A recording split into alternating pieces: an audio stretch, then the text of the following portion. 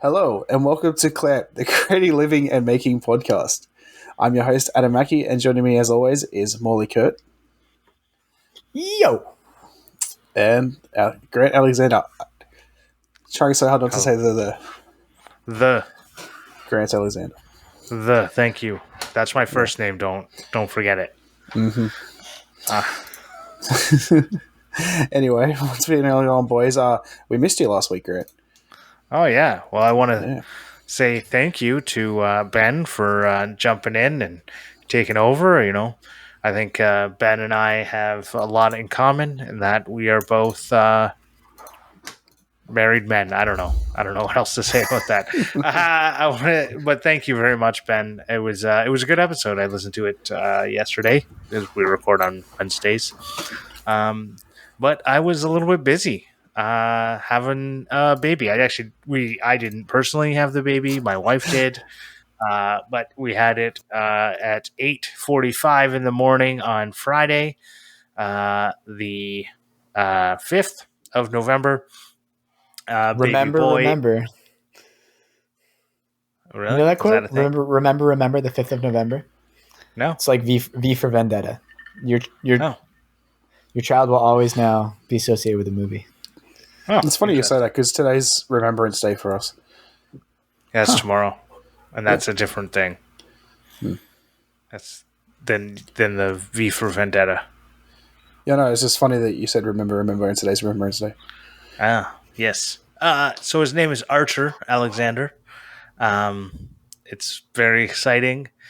Carrying him around is giving me some back pain. His middle name is your last name? Yeah. Yeah. Right, okay. No, his name is Archer Alexander. Right. Yeah. So who says he has a middle name? Anyways, big jokes to all the people who wouldn't his last name be Jeffries, like yours? Jeffries? Yeah. Like Jim Jeffries? The Australian? It's just the first name I thought of. You guys are crushing it with the random tangents. Yeah, this is going real good. That's what we're all about, baby. Yeah, why don't we just start this one back from the top? Anyways.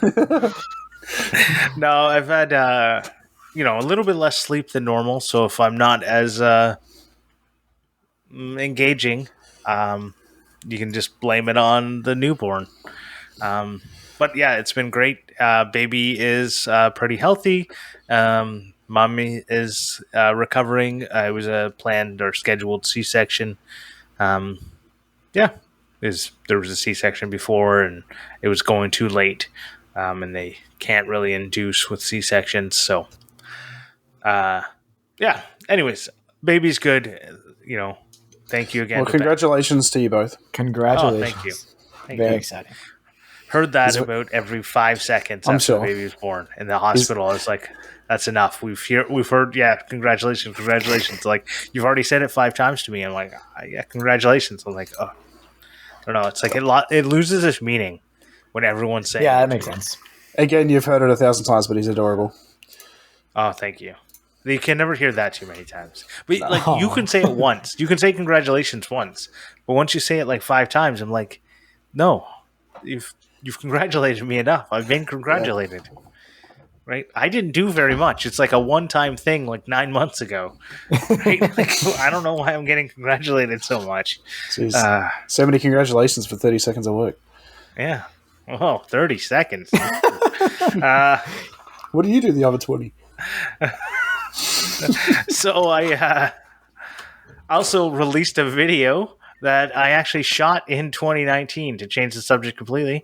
I went out to the Yukon. I've talked about it, I think, on the podcast a long time ago. And I made a desk organizer made out of 100 colored pencils, or as I like to call them, pencil crayons. And that was with Urban Shopworks, who's a maker out in Whitehorse. And he was nice enough to share his shop. And I made this fun little project, and the video's out and it's doing pretty well. I'm also working on the instructables for it because I'm hoping to put it into the organization contest. And yes. So why the delay between making it and putting the video out? So when we filmed, we had a whole thing that we were going to do together and release our two projects at the same time. And shortly after I left, and we left with basically we'd done the epoxy pour, and we had created our stock for lack of a better term. And I went back to Ottawa, and then he got asked to leave his house. Basically, like the landlord said, "I'm taking back over the house, so you're losing your shop." So he didn't have a shop for a while. So he didn't finish his project. And then I saw it like in the background of one of his stories and said, "Hey, are you ever going to finish that?" And he said, "Maybe one day," right? Because 2 years pass, you kind of lose interest in doing something. I said, can I just, if you want to abandon it, it won't hurt my feelings at all. Like our little thing that we were going to do, I'll just release the video myself. And he said, "Sounds good." So I did.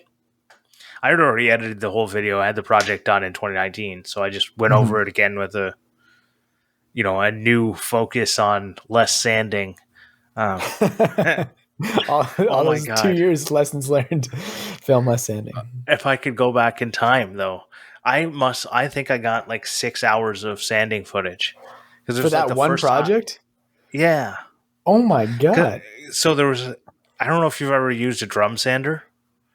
No. But they're like super slow, like a treadmill thing that like super slow pushes the project underneath the drum.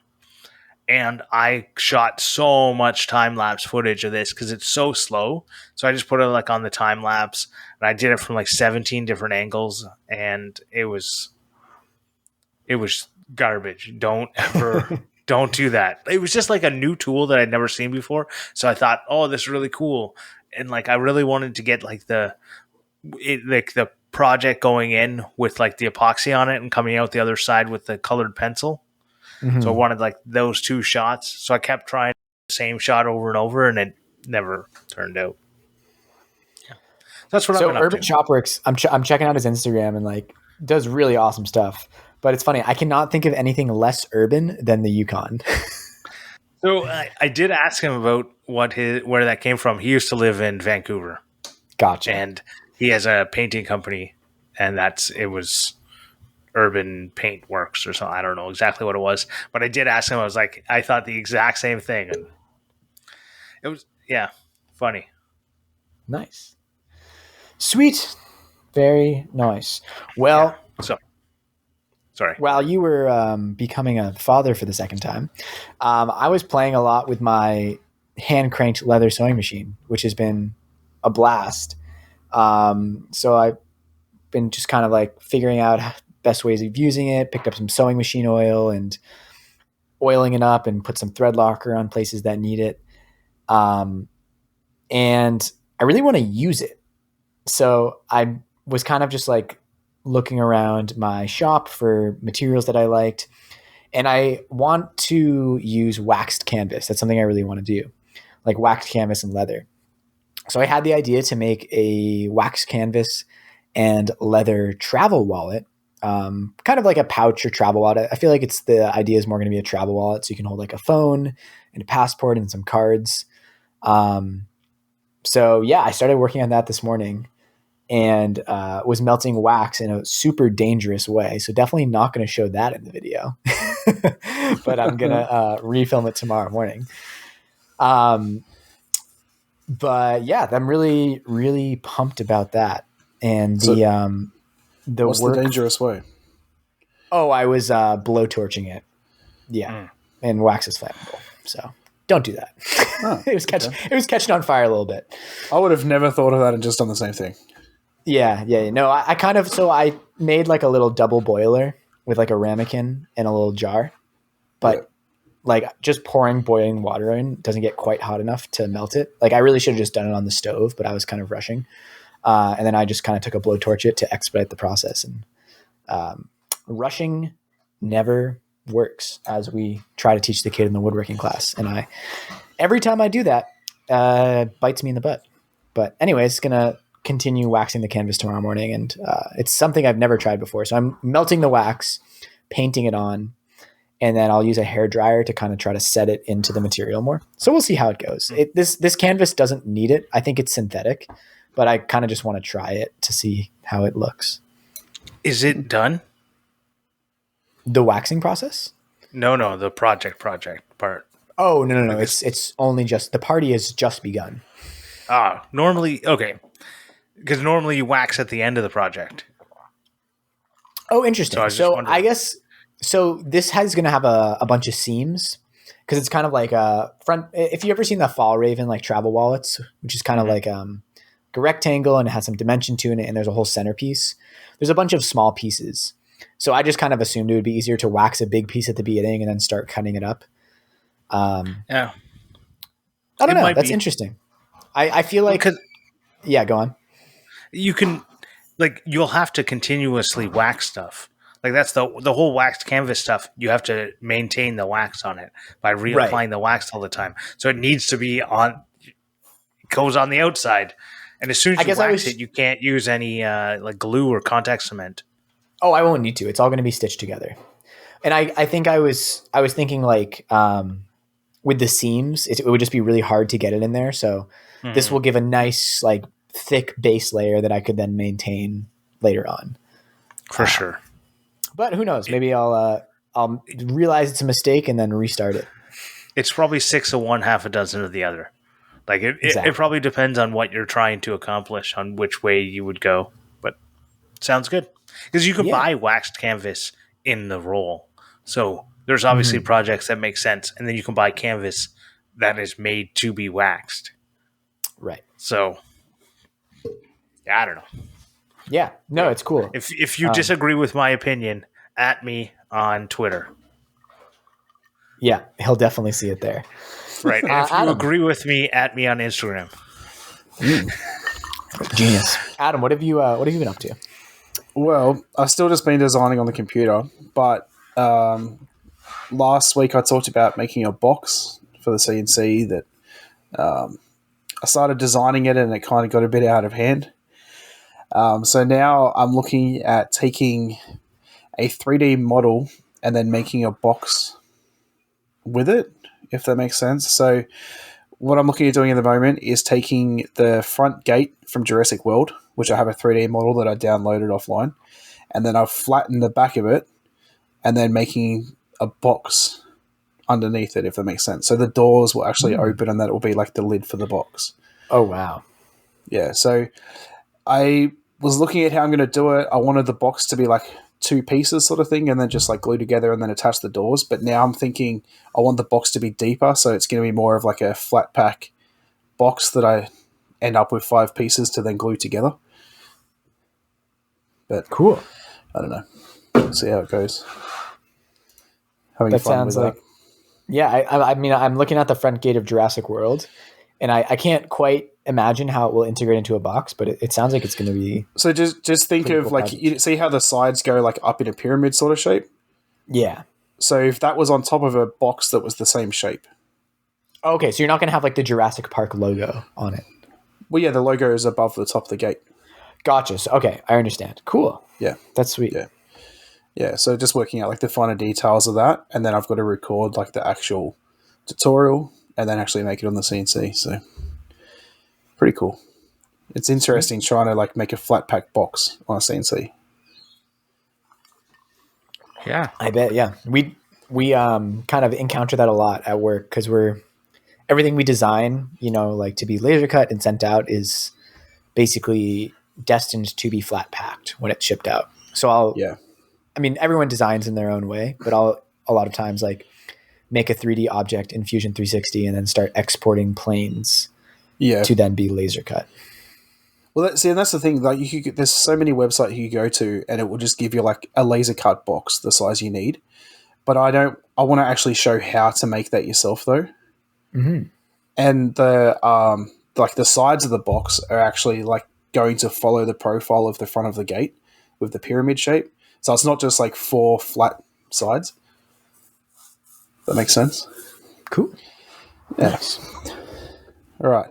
I am now going to throw Morley under the bus because usually we read our what are these called? Reviews later on in the episode, and I'm going to do it now. Oh, You're going to read it, I or like you're this. telling me to No. read it? I'm telling you to read it now. Oh, So okay. I'm going to jump ahead and do our review now. So yes, we have a review this week, and Morley's going to read it. That's a good idea. I kind of like that order. Kind of mixes things up a little bit. All right. Yeah. So this is a 5-star review. Always a good listen. Great podcast. Informative, interesting, and relevant. I always enjoy the weekly topics, and especially the Clampmendations. Please read this review on the show in a Midwestern Ohio accent. From Dangerous Emily via Apple Podcasts. So it's funny. So this is from Emily Joyce. And Grant said that I should read it in a Sarah Silverman voice. But the funny thing is that Sarah Silverman is from basically where I'm from. She's from New Hampshire. So hypothetically, I should naturally speak like the same way as Sarah Silverman. except for you don't. Except for I don't. And no, I feel like Sarah Silverman doesn't speak like New Hampshirean. I don't know how to say that. Yeah, I would have to listen to her again. She sounds exactly like Emily Joyce. Just go have a conversation with her. All right.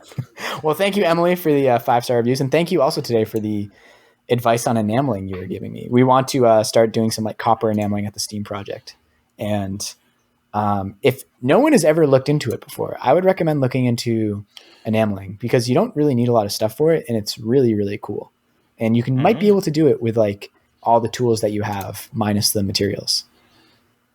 Can you say the word accent again? Accent. No, in the accent. Oh, yeah. It's sounded really funny the way you said it. I love getting reviews like that.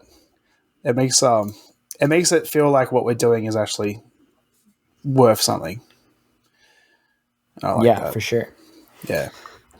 Especially I got a comment on a YouTube video today of someone saying that I helped them out and stuff, and it just, I don't know, it just really sort of drives in how much I'm actually doing for people, and it's not just like sometimes we forget that, you know, we're affecting other people with what we do and not just making stuff for the fun of it. Well, you know what I mean. Yeah. Yeah, no, it's not all just troll comments that are picking up on the most specific part of a project that doesn't matter. And some people are actually like, wow, this was like genuinely inspirational and helpful, which is huge. Definitely.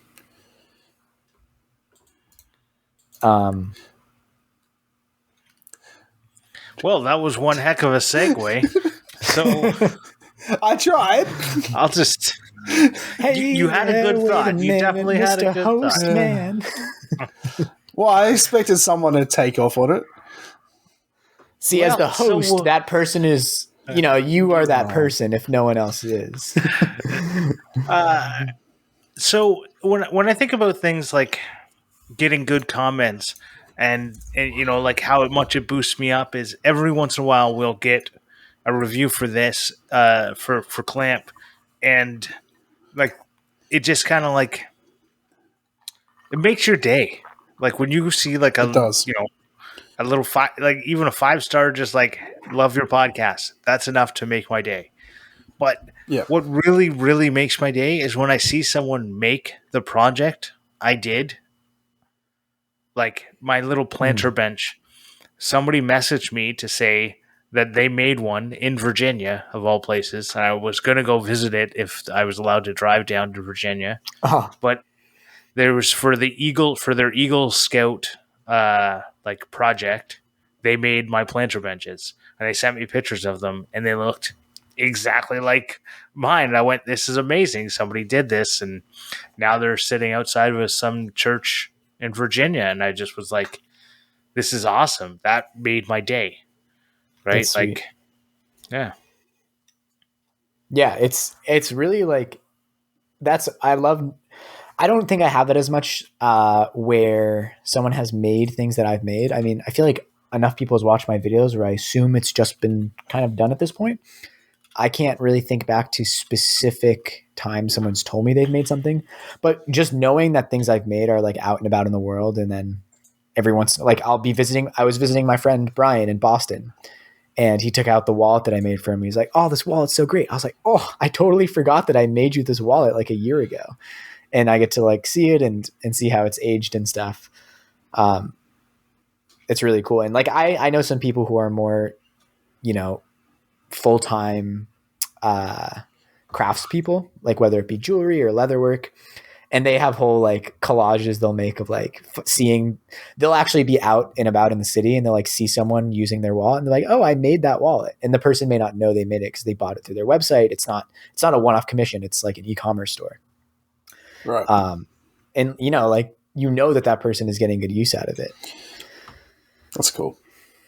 I've had, haven't had anyone like copy my project, someone make like the same thing as me, but I have had people recently taking like inspiration and making the same spoil board that I've done on my CNC, which I think is nice. Like people have like think that I've made something that's pretty cool, like that would work for them, and they've reached out and asked for advice on different things and stuff, which I think was pretty cool.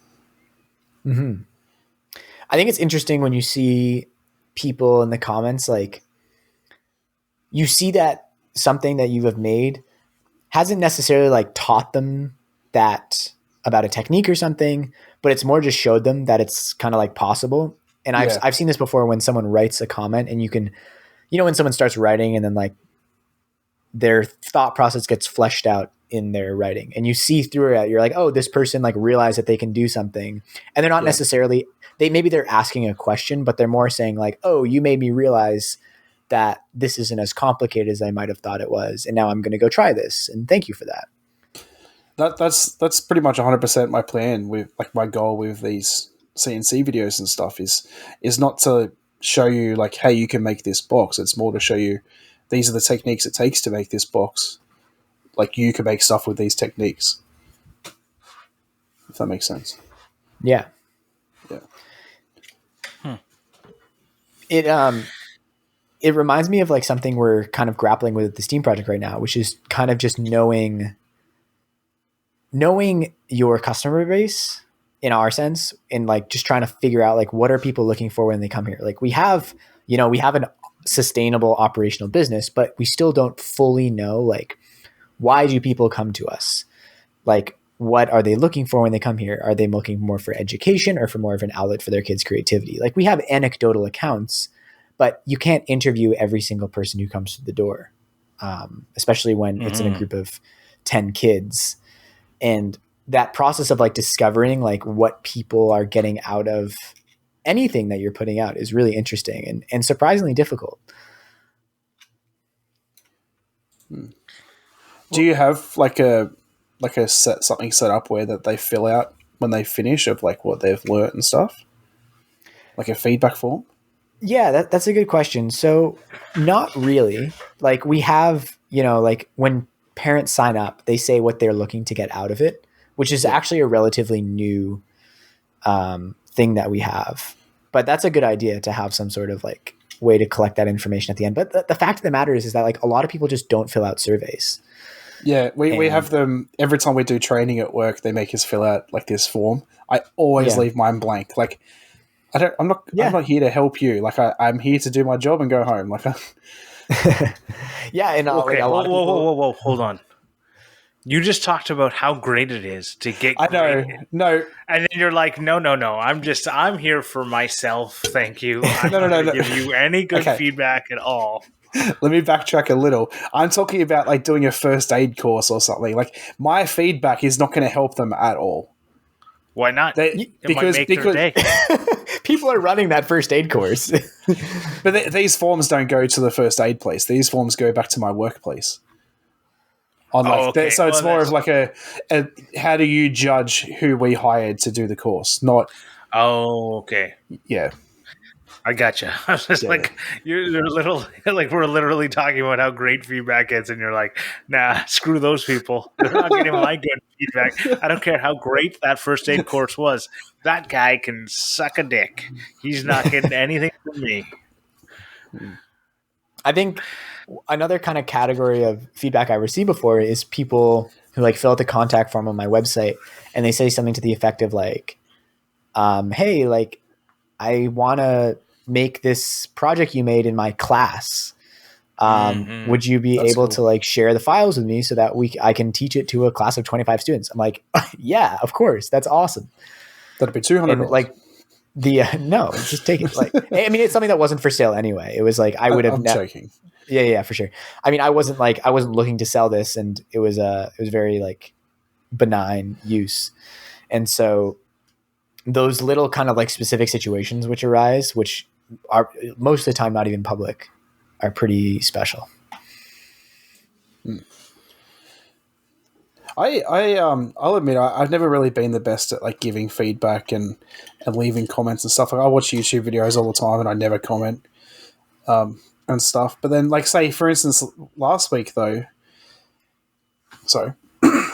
I had to messaged Craig because like looking at his Instagram was just insane. And I just had to message him and give him feedback, and like it was so worthwhile. But I don't know. I do need to get better at that sort of stuff. So I'm going to put this out here. For a long, long time, I treated my likes as if they had a lot of value. And I was like playing poker with my likes and being super conservative on whether or not I was betting, right? And it's the same sort of thing. I was like not liking, if I liked something, it meant something. And I later realized that if I got anything out of, if it brought a smile to my face, if it just made me pause for a millisecond, that's worth a like. It's nothing. It's a touch. And those likes, when you post on Instagram and you're starting out and you got like 10 followers and half of them are your family, and you get 5 people liking a post, you're ecstatic about those 5 people liking that post, right? That those little likes matter. When you see your notification feed and it's just like, liked your photo, liked your photo, liked your photo, liked your photo, and you're just like, yes. Like, right. Oh, it's those, you might think it's nothing. And I know I get into this spot where I'm just like scrolling through Instagram and then I realize I'm not hitting like, and I'm like, no, there's some great stuff there. Why didn't I hit like? And it's like I get into this like problem in my head where I go, well, a like doesn't matter. And then I look at my stuff and I go, I wish I had more likes. And if everyone would just give the likes for the things that they actually liked instead of trying to hold it back as if I realize the time. Like I'm now at a point where I'm not going to realize if Morley didn't like a post I made. Right? I get too many likes to discern who's liking my stuff and not liking my stuff. But he hasn't liked the past 4 posts. He hasn't watched the past 4 videos, but that's another thing. Well, you unsubscribed from him. That's true. Yeah, I did. Well, what can I say? Don't let the door hit you on the way out. Too many shorts. Too many short. I unsubscribed from Ben too. Anyways, gotta stick to your guns. If you're not doing that, what are you doing? Well, no, I immediately resubscribed to you, Morley. I'm sorry. Way to not stick to your guns. You just did it for the meme. I did it for the fun. Because everything I do is a joke, even when I say I'm not joking. I'm being serious here, guys. But no, like at one point I knew the people who were liking my stuff, and I would like notice if somebody wasn't hitting like on my projects, and I would message them. But I've gotten to a point now, like when I open up Instagram, it's like you have 100 new likes, and I go, like I can't look through 100 likes to find out whether or not Morley liked my last post. Like I'll know if they really, really like it if they comment, and I appreciate like Ethan comments on every one of my posts, and I love him to death for that because I know he doesn't comment on mine. What the heck? No, mine neither. Well, we know who the I just don't make posts though, so there's nothing to comment on. I will say that's one sorry thing for putting you on blast, Ethan. That's one thing I like about the Clamp Instagram is that like it's not at that big stage yet, and I can see every time someone likes our posts and stuff, and it's nice to see like I don't want to say the bigger people that like our posts, but like we get likes from some accounts that I think like like that like Instructables likes every one of our posts, and I'm just like, Instructables you know, is like awesome. yeah, like it's just awesome that like a company like that goes out of their way to do that. Which I think is cool. Yeah, for sure. Yeah. I had something that I was going to say, but I can't remember what it was. All right. Well, while you try to remember, I have something that I want to say. So, this conversation also makes me think about like giving feedback to the people around you. And, you know, we all talk about how amazing it is to receive positive feedback. And being in a workplace now where I'm managing people and teaching kids, it's something I'm super conscious of. In like, yeah, you have to give people constructive criticism and like tell them, like, you know, a lot of times when you're telling someone the thing that you want and you need to suggest changes, it can come across as very like you're not good enough. So I try to be very conscious at work about saying like, oh, that was awesome, like great job today. And because it's really easy to not give those sort of like affirmations when you're in that sort of context, especially like today in like the intro to woodworking class, like the kids were trying some new stuff, like cutting 5-inch long miter cuts without a miter box, just like freehanding it with a pole saw with a line they struck with a speed square. Oh wow. And like, you know, I was showing them like they messed up some cuts, and I was like, okay, well, you know, like that's okay. We don't have to use that one. Like we have plenty of wood, so let's just call that one a practice and try it again. And so, you know, there were some tough situations. Like these kids, a lot of them like want to make something really nice and like a bit on the perfectionist side, but you know, they're young, so they don't know how to do woodworking well. And let's just make sure like at the end to be like, you know, like really awesome job today. Like that looks really, really good. Just because like we all know how good that feels. And you just think about like how many times when someone says that to you and it like absolutely makes your day or even like makes your month and like causes you to change your behavior. Like I can point to times where people have said things to me that like really stuck with me and maybe caused me to make like a decision that I might not have made otherwise because they took the time to like to stand up and say something. It reminds me of something I heard Daniel Iglesias say, and it was much more poetic than this, but it was something to the effect of like, if you have something to say, like stand up and say it. Like if you think something is cool, like tell the person it's cool. Like it can only, if as long as it's, you know, positive and constructive and not, you know, not mean to someone, like say those things. It's so true, and I get caught all the time. Like I wish I commented as much. Again, I'll say Ethan Carter. I wish I commented as much as him, and some other people who comment on like I see them commenting everywhere. Yeah, and I wish I could say lots of nice things about people's projects. Like you could always find something nice to say about someone or some project or whatever. And I always find myself like worrying about whether or not people think I'm not genuine. And this is like comes back to that, like I'm not putting out my likes unless I feel like, you know, but I don't often get a comment and feel like they're not genuine. Right. That's definitely me giving comments. Like I don't know what to say, so I just don't. Right. You know, and then I feel like crap because I haven't left a comment. And then I'm like, I just don't know, you know. And especially when I comment on, like, I don't usually comment on, like, the big channels, but on the smaller channels, like, those people that kind of know that I watch their videos or expect that I watch their videos, like, and they don't see me comment, and I just think, like, they're going to think I didn't watch their video, and that gives me anxiety. I don't know. I totally think that that's how I know Morley doesn't watch my videos.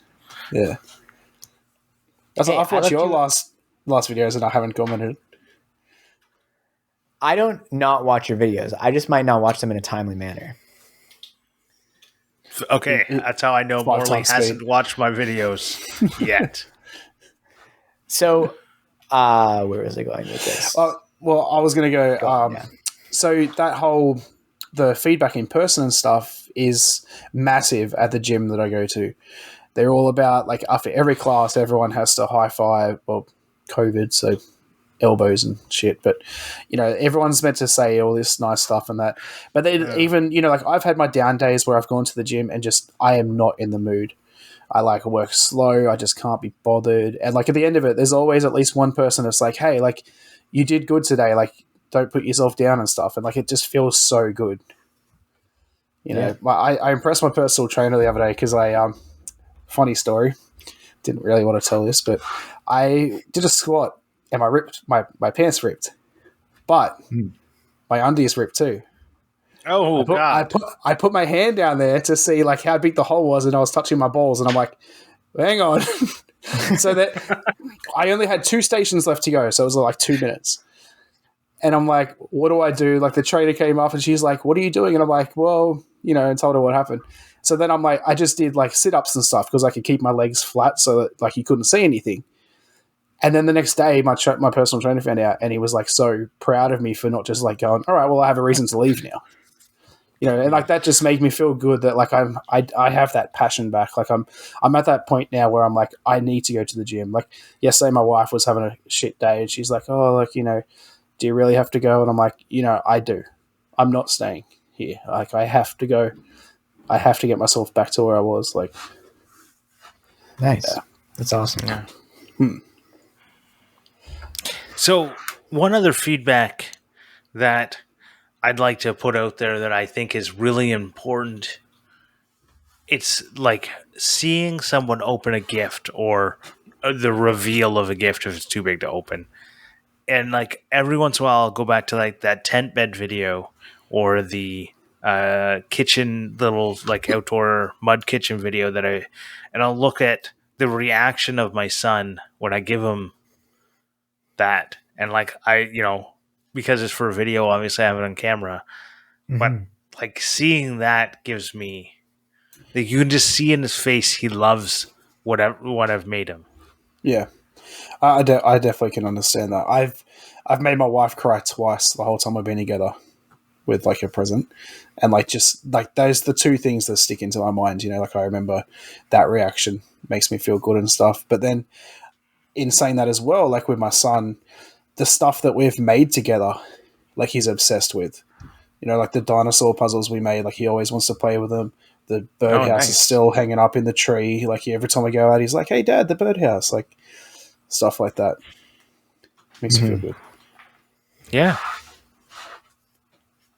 Yeah. Yeah, that's like when I made that journal for Eden, that was a nice, very good reaction. And she when she first saw it, she kind of just assumed that I just bought a journal cover and then carved it. And then she later realized that I'd also made the journal cover, which I was very flattered upon because she thought the stitching was so good. And then she had like a whole second set of reactions, like, oh my God, you made this whole thing. And I didn't see it this whole time, which was pretty special. So yeah, it feels good. It's nice to save those moments. And that's like, you know, there's the intrusive parts of technology, but I kind of like the like memories that come up. And so you're like 2 years ago today, you were doing this, especially when it's like around holidays, and it's like pretty nice. Yeah. Yeah. Anyway, I won't go down the dark hole of like the days that you get nothing. And then you're just like two like Facebook memories. You did nothing on this day for the past 12 years. Oof. November 10th every year you do nothing. Right. Anyways, I will say, like, I don't know, it's really hard to try and make people realize that you want their feedback or that you appreciate their feedback. Yeah. So, you know, go out there and tell people, say, hey, I do appreciate your feedback. I do want your, you know, I appreciate if you just give me a thumbs up and, you know, great video. I appreciate that. That means something to me. It may not mean anything to you, but it means something to me. I was about to say the same thing. Like I said before, that like I don't leave comments if I don't know what to say. But like even just getting literally a thumbs up emoji is something. Like, you know, just that person's, because I know how much time, like it doesn't take that much time to leave a comment, but like it takes effort. It's not just like you just click a heart and you're done. Like you've got to scroll down, find the comment section, all that stuff. Mm-hmm. You know, and just leaving a thumbs up to me is like, you know, I know you watched the video and like, you know, you liked it and stuff. I like that. It's also like amazing the relationships that can come out of just taking the time to like telling someone that something they did you thought was really cool or like really awesome. Like you may not have ever interacted with that person otherwise, and just saying like, just even in person, you know, like I really hate the stigma against talking to strangers. And it's like, if you see someone who you think is like, oh, that's like a really awesome shirt, man. Like, I love your shirt, or like something else like that. It's like, it's going to make that person's day. Yeah, I know. It totally will. Have you seen the videos? I'm sure. Have you seen the TikToks? Throwback to last episode. Have you seen the videos where people are like driving around and just telling people hey, you look great, giving them like compliments, and you just see their faces light up? It's such an awesome thing to see. Now, I don't know if they're always like that or. I saw a TikTok the other day that like actually made me cry, and it was they put a little note on this chick's car, and it just said, "You are worth something." And then they like filmed her reaction, and she just sat in her car for like 5 minutes, bawling her eyes out. Wow! And I'm just like, stuff like that just hits me so hard. Like I don't know, but yeah, like with the shirt thing and stuff, like. It's a crazy way to just start a conversation. Yeah, you know, for sure. And it's so hard to like meet people in 2021 in a pandemic, living in a city. It's like, that's a good way as any, just like telling someone that something they did was really cool. Oh shit! Okay, I'm going to too? put this. Yeah, I get those every once in a while, but I'll put this out here for one thing. If you want to compliment someone on something, make sure it's about them and not about yourself. Yes. Don't say, I like your shirt, because then it's about you. Say, your shirt's great. Yeah. Right? Like, it's a big thing, and it's like, it's a small, tiny thing, but it's like the nuance has a giant meaning for people. Yeah. On how especially when it's a shirt that can be, I don't mean to keep hindering on shirts and stuff, but it's okay. on something that can be relatable, you know, like when you see someone wearing a band shirt and you're like, oh, sick shirt, like, you know, like, or like, you know, cool band or whatever. And then like you have something in common to talk about. Right. Yeah. But you don't go up to them and say, I like AC/DC. No. Right? Right. Like, you go up to them and say, hey, I love that shirt. Right? I don't know. You just said don't say that. I wonder if we all have these like... Don't say that. I wonder if we all have these kind of go-to ways that we relate to strangers. I'm curious if you guys have these, but like one of them that I have is I had two dogs growing up that were Italian Spinonis, and they're a really rare dog breed. And so whenever I see someone that has an Italian Spinoni walking around, I feel like this immediate connection to them. And I feel like I have this opening to be like, oh my God, like, is that Italian Spinoni?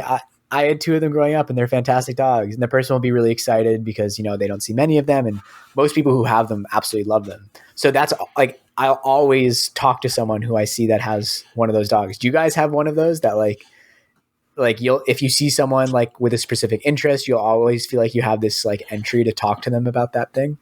I don't talk to strangers. I do it with miniature schnauzers.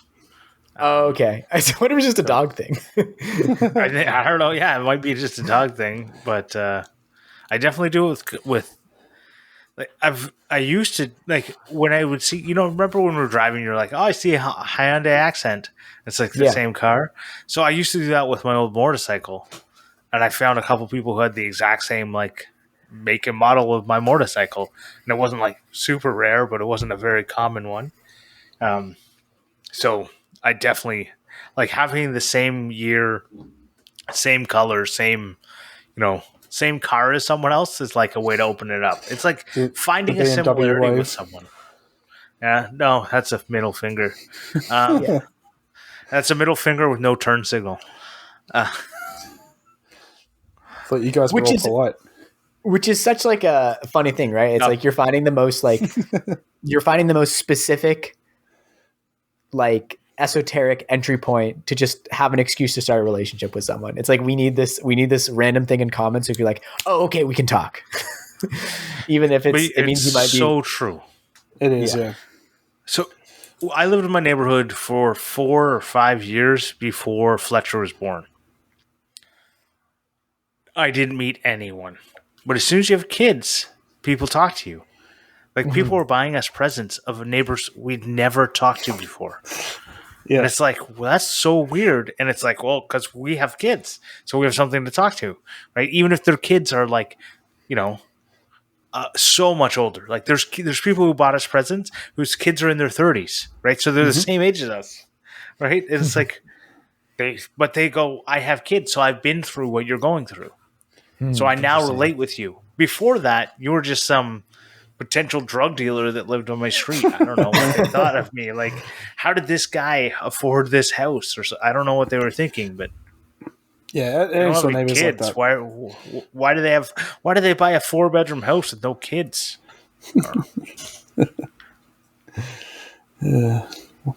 Why did they rip a wall out and they still haven't built a new one? Hey, I built a new one. They don't know about that. No one knows about that, not even the city. That's what you think. I am like the opposite of Brett McAfee. He's getting all the right coating on his house and like getting all the right inspections. And I'm like, I'm just going to start, if I were him, I would just squat in that house and then say, no, I've always lived here and then see what happens. But I guess he wants power. But then I don't even want power. I would want to live off grid. So I don't know. But I don't know. I think Adam's kind of screwed up the whole like formula by reading the reviews first. So I don't even. Oh, I haven't. I don't know. Because we don't always have a review. Clampmendations. Here we go. Tyler, the Creator, who's a pretty amazing artist. I feel like he gets a bad rap for being goofy and like, especially early on in his career, he was really into like horrorcore, I think is the name of the genre. Just like a lot of like dark lyrics and stuff. But he's like a really incredible rapper and producer and just musician in general. He came out with an album earlier this year called Call Me If You Get Lost. And it kind of feels like it was made for me. It's like one of those albums. It's super eclectic. It has a very like mixtape feel where there's like these really smooth transitions from song to song and a lot of really interesting samples. So I've been listening to it on my drives to work this week and thoroughly enjoying it. It's really good. And if anyone is looking for a new rap album, it has some really good features on it as well. Like there's a really good song with Lil Wayne.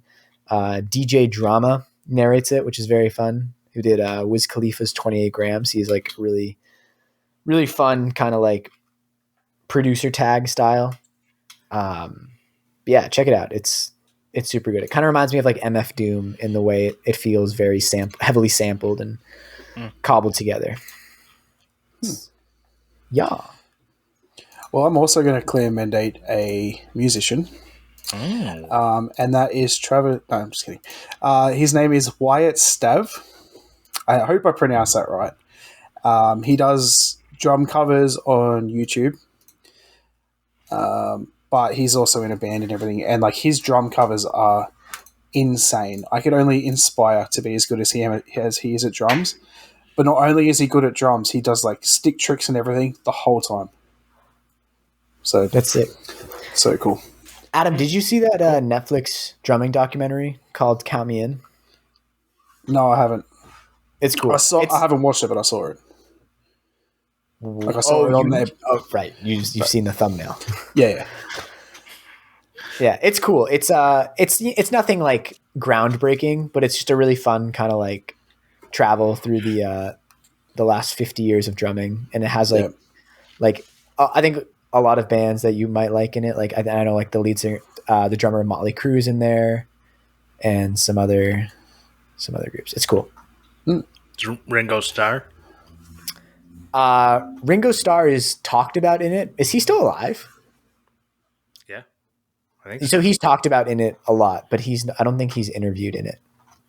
How about Mickey Dolenz? Those are the two I don't. drummers I know. Is it all like classic rock bands? No, it goes from like the 40s to today, so there's a bit of everything in there. So it has like Chris Adler and I don't know who that is. it's a drummer for Lamb of God. How about Fleet? Oh yeah, he might have been in there. He probably would have been. He's one of the best drummers. I can't say this generation. The drummer from remember that the drummer from Queen was in it. He is still alive. What about Hey, Lars I Ulrich? can't believe I named We can't keep three doing drummers. this. Just watch the documentary. Grant, what do you got? So my clampmendation this week is to give someone the ultimate feedback and give them a hug. Now, obviously, in COVID times, be careful with who you give hugs to, but give someone a hug. That's what I recommend. Have you seen the like the reels and TikToks of that? People giving hugs, the free hugs and stuff? Yeah. Yeah, they're pretty wholesome. Yeah. That's nice. I've somehow seen this stuff. I don't know how. It says if you love TikTok. my TikTok. It says it. No, I see it. So what happens is I don't actually go on TikTok other than to respond to comments on my TikToks. But I get like people like Keith Decent's a good one where he'll like round up the good TikToks and post them in his Instagram stories. So then I know what's happening in TikTok. And then I also go on Imager and they'll pull. Like if it makes to the front page of Imager, it means it was a really good TikTok and I needed to know about it. And otherwise, I don't need to know about a single TikTok. There you go. They're just curated for you. I like curated TikToks or good TikToks. But at the end of the day, you still watch TikTok videos. So anyway, I want to thank our Patreon supporters, especially our F Clamp level supporter, Brett Jarvis from Clean Cut Woodworking. Anyone who supports us on Patreon gets access to the pre-show, after-show, and a sick keychain made by our one and only Morley Kurt. Yeah. And you can support us at patreon.com/clamp. If you don't want to or can't support us on Patreon, we also just appreciate feedback, like we've talked about this whole episode. Reviews on our podcast, comments on our YouTube video, all of that good stuff. Maybe share to someone who you think would like the show. Which would be very helpful. Now, because we did the review at the beginning, and as promised 2 episodes ago, I'm going to do an Adam's Australian Word of the Week. Yeah. So, as Grant's request, we're going to do the whole yeah, nah. Oh, boy. All right. So, there's 3 that I'm going to do, and you've got to try and guess which is which. On one side to say it's pretty obvious, though. So you've got yeah, nah. That means no. Yeah. It means no. What? Got it. Nah, yeah. Morley. Well, then that means yeah. Yes. Yeah, nah, yeah. That means yes. Yes? Yeah. All right. So you go by the last one. 3 for 3. Yeah. Woohoo. Well, once you get the first one, it's pretty obvious. Yeah. You shouldn't have told us the answer. You should have given us all 3 and made us guess and not given us an answer. Yeah. Next Well, time. you know what it is now. Yeah, nah. No, yeah. Yeah, no, yeah. I got it. I want to thank TF Turning for the use of our theme song. And you can find us on Instagram at Clampstagram. If you search Clampcast on YouTube, I discovered it'll actually come up with one of our episodes. It won't come up with the actual page, but it comes up with one of our videos, so you can go there and then click on the thing. I'm just going to replace all the YouTube tags with Clampcast 40 times in a row and see if that works. I like it. You've also got to change the channel to ClampTube.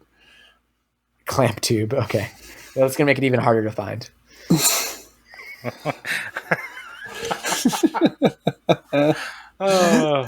We also have a Twitter and a Facebook. Yeah, no, we don't. So Facebook's Clamp Book, what would Twitter be? Clamp Bird? A clamp-shaped bird. Clamp Twit? I don't know. but we'll find it out in the after show. Yeah. Bye. See you. Bye.